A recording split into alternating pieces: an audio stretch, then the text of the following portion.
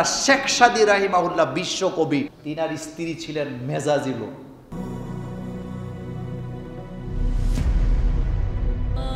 Al Wasatia, enjoy the Quranic message. Sheikh সাদী রাহিমাহুল্লাহ বিশ্বকবি, নাম শুনছেন? তিনার স্ত্রী ছিলেন মেজাজি লোক।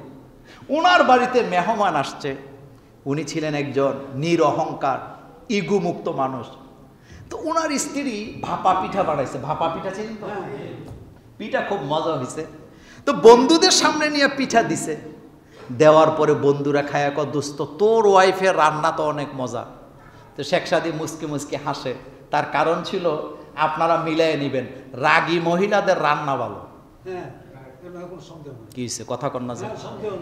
ঠিক আছে, রাগী মহিলাদের রান্না ভালো। এখন বন্ধুরা পিঠা মিঠা খাইয়া বলতেছে, দোস্ত পিঠা তো খুব মজা হয়েছে, আর আসেনি। তো শেখ সাদী যাইয়া আছে তো, আমি আরো নিয়ে আসি। তবে যেটা ছিল এটা ছিল তাদের জন্য, আর নাই আর কি, এরকম হয় না?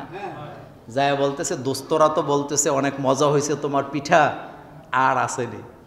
তো মাটির পাতিল হাতে নিয়া জাগা মতো মারছে আর কি, বুঝেন নাই? মানে ওনারে যে মারছে, পাতিলের মানে তলা ভাঙ্গা পাতিল যাইয়া ওনার গলায় আটকাইছে। উনি এটা নিয়ে সামনে দাঁড়াইছে। দাঁড়ানোর পরে বন্ধুরা হাসতেছে,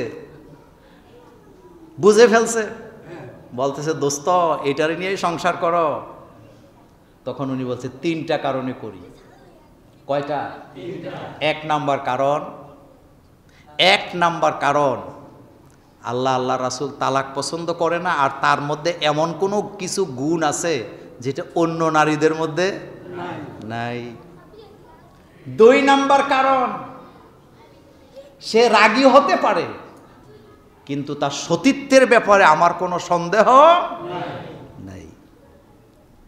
3 নাম্বার কারণ হলো, মাঝে মধ্যে একটু রাগলে যা হয়, কষ্টটা আমি পাই, সমস্যা নাই, কিন্তু আমি যদি তাকে ছেড়ে দেই, আরেক ঘরে গেলে আমার একজন মুসলিম ভাইকে কষ্ট দিবে, এই কথা চিন্তা করে আমি তাকে ছেড়ে দেই না।